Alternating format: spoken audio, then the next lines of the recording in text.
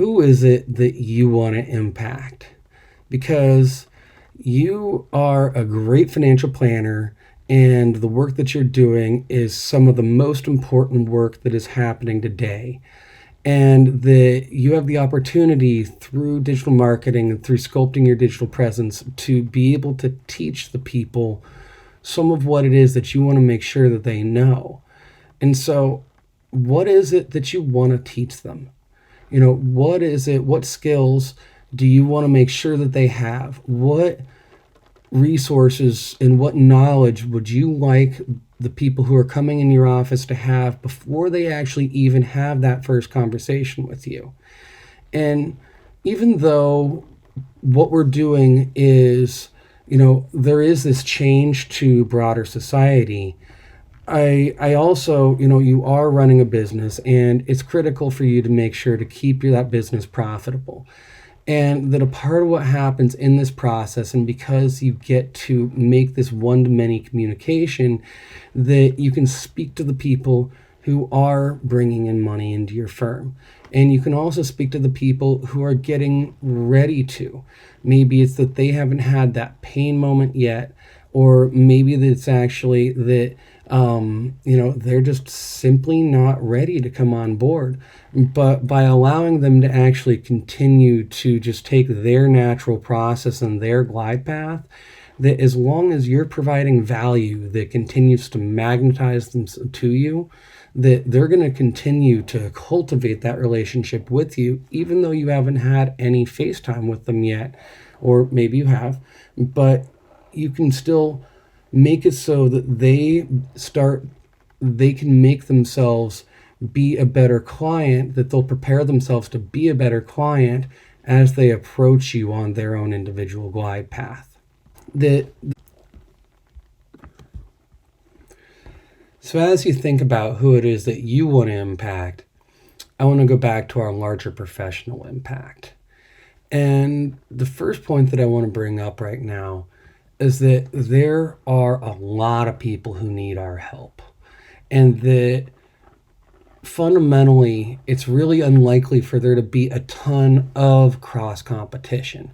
Maybe there's individual moments where an advisor is deciding whether they want to work with one firm or another, but at the same time, between the variety of approaches, fee schedules, ways of working, size of firm, and how every prospect and client, evaluates that and how they decide that they want to work with, that there is a massive more demand than there is ability for advisors to actually meet that demand.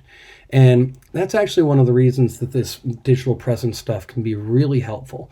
That's just one of the, and that just as we go through this, that you have the opportunity to share your unique thought and the way that you hope that folks understand to relate to their personal finances.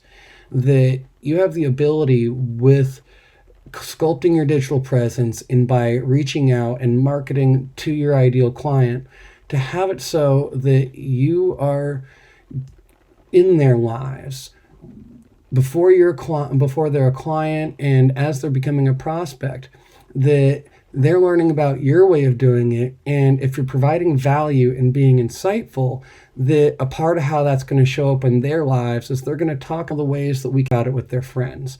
They're going to talk about it with their significant others. And that by doing this, a part of what's going on is that as you do this, the people part of your audience are having your thought leadership be a part of their conversations. And the same with your peer. And so just to give an example, say we have a young financial planner who is in the Bay and is a part of that entire tech startup culture and community, that he can go out and he can talk to folks using their language and using an approach that appeals to them and say, this is a better way to work with your finances. And as they do so, acquire clients and build their business. Meanwhile, to give another example, think about someone and say, I don't know, the mountains of Colorado and the Vail area. And they, born and raised out in nature. And so they can use a metaphor that's actually, using nature to communicate the complex subtleties of these financial planning topics. And that by doing so, that as their prospect goes and experiences just their community, the trails, the world around them, that if there's something that this planner has said that really clicked and was using that nature metaphor, that when that prospect sees that metaphor in nature, that's a reminder and a reiteration of the authority that financial planner is in that person's life. And that by doing all of this together, that what we're doing is that this is a grassroots approach. That Kevin Keller's the first person to say that with the $9 million that they have as a budget to put forward to advertising and the NPR pieces and the other pieces that they put out there for us, that they're using their ad spend as wisely as possible. But the big companies, they're the ones that you're seeing on those TV ads. They're out there and they're, and a lot of the times, being the thought leader that the public is getting to hear. And by using this digital marketing strategies, that you can be that voice and that they can learn the difference between you as a professional and them as that bigger industry. We can make that. And so as you go through this process also allows, like, you're attracting the people who are your ideal clients, and that also has to be a part about where they are in their stage of life. That folks need to, a lot of the times when folks come onto a firm, it's because they're in the middle of experiencing a pain point. And maybe that pain point is a personal finance problem. Maybe it's that they have an inheritance. But before then, it's important for you, like, to let them evaluate you. And by attracting them to you, that what you're doing is making it so that you're building that relationship and becoming their trusted advisor before they're ready to come on board. And when the conditions are right, they're going to come to you. And if you're their trusted advisor, and if you've been providing value the entire way through the process, you're going to be the first person they call to look for that next step, that broader impact.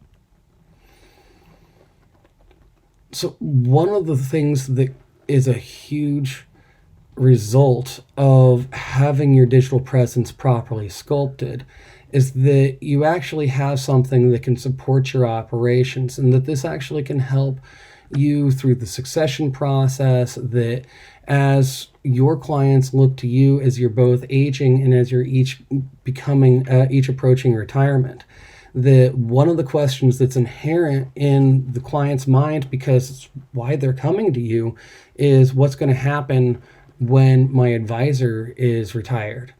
And that by having a good digital presence in place, that this is an asset that's going to continue to work for you. And that rather than you being the star of your practice, that you can have the operations and systems that are a part of your practice be the center of everything. And that my teacher, Ryan Dice, who is the CEO of digital marketing, or digital marketer, my school of thought of digital marketing, says, don't be the star of your practice. Instead, let your practice be the star, and to be a planet orbiting that star.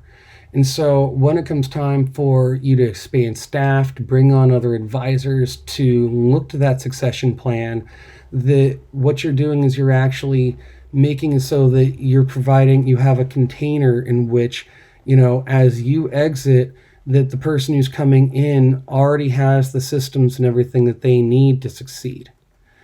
And that also, that this is, if the person who you're looking to be that succession plan, if they don't like the way that you've sculpted your digital presence, that actually might be one of the hints to you that they aren't a good fit. And to keep that in mind, that there's a lot of ways in which having an effective digital presence gives you the external ability to have a litmus test and check and see if what you're putting out there is congruent with your ideals, with your mission, vision, and values.